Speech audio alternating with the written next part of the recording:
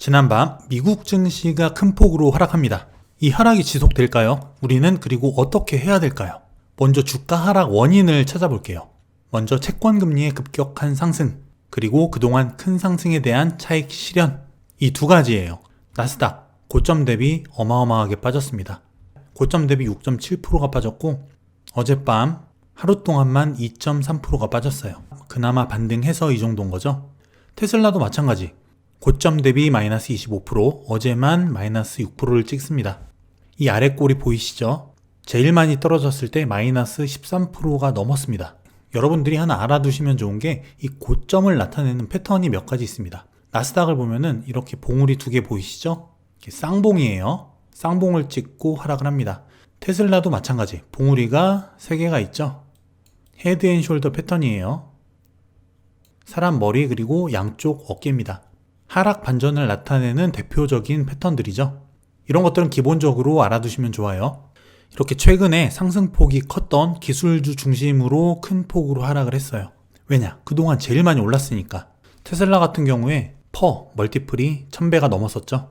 꿈과 유동성을 먹고 올라왔던 주가였어요. 이게 이슈가 터지자마자 하락을 합니다. 물론 테슬라 하락은 비트코인의 영향도 어느 정도 있죠. 자, 이게 나스닥 차트인데 이때가 작년 3월 코로나, 이때 이후로 9월달, 10월달 이때 조정 외에는 큰 조정이 없었죠. 오랜만에 크게 빠졌습니다. 이 긴 상승분에 대한 자연스러운 조정이죠. 이 주가 하락 이유가 무엇일까요? 채권금리 상승에 따른 주가 하락입니다. 미국 10년물 국채금리가 급격하게 상승을 하고 있어요. 이 국채금리가 인플레이션이랑 같이 가거든요. 물가 상승. 미국 연준은 물가 상승을 잡아야 되는 숙명을 타고났습니다. 물가 잡는 방법이 뭐죠? 금리를 올리는 거예요. 지금 경기 회복시킨다고 금리를 내려놓은 거죠. 그래서 그 돈이 증시로 흘러 들어와서 주가가 이만큼 올라간 거죠. 근데 기준금리를 올려버리면 시장에 큰 충격이 옵니다. 특히 주식시장에. 국채금리 상승이 이 기준금리 상승을 유도할 수 있다는 거죠. 그리고 또 미국 국채금리가 올라가면은 주식시장에서 채권시장으로 돈이 이동합니다. 마찬가지로 주가가 하락하는 효과가 있는 거예요. 주식은 위험자산이죠. 채권은 안전자산입니다. 예금도 마찬가지예요. 예전에 우리나라 예금이 10% 이상 넘었을 때 그때는 굳이 주식할 필요가 없죠. 예금에만 넣어놓더라도 10% 넘는 이자가 꼬박꼬박 나오니까. 마찬가지예요. 채권금리가 올라가면은 위험한 주식에서 돈을 빼서 안전한 채권으로 돈이 이동합니다. 갈아타는 거죠.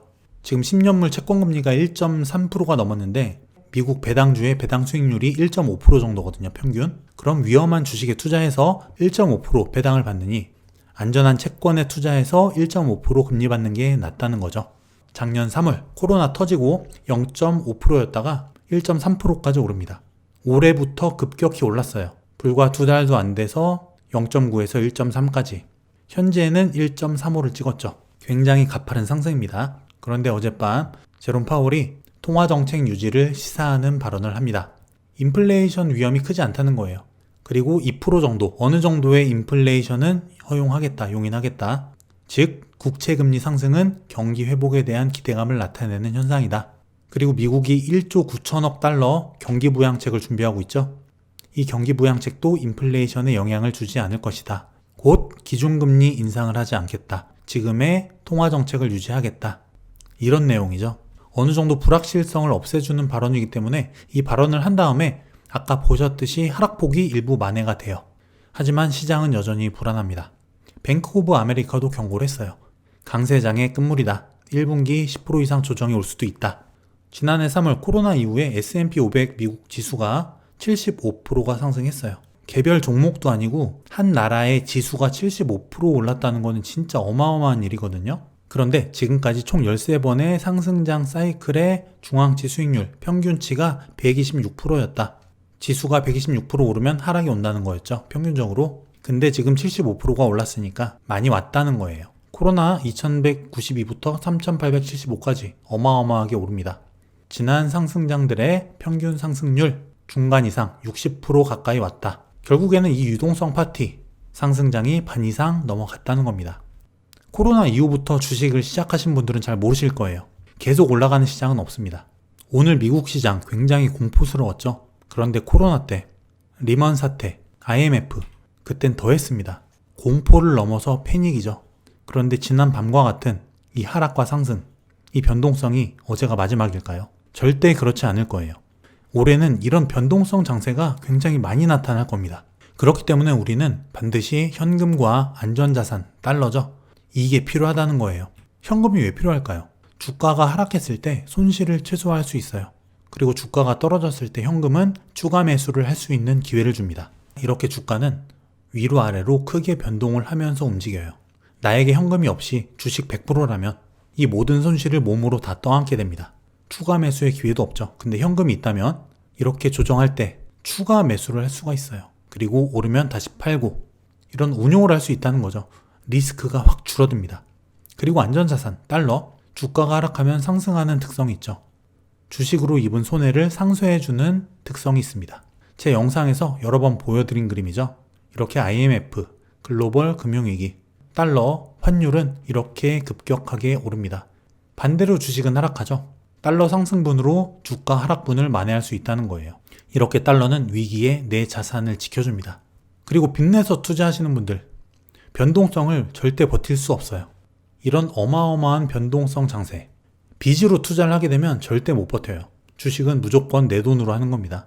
작년에 2020년에 빚으로 투자해서 많이 버셨을 거예요. 하지만 올해부터는 그렇게 하시면 안 됩니다. 변동성 장세가 많이 나올수록 개인들은 흔들리게 돼 있어요. 그리고 투자금이 대출금일 때 못 버팁니다. 내 돈 5천에 대출 5천, 1억으로 투자를 한다 쳐요. 여기서 이만큼 떨어집니다.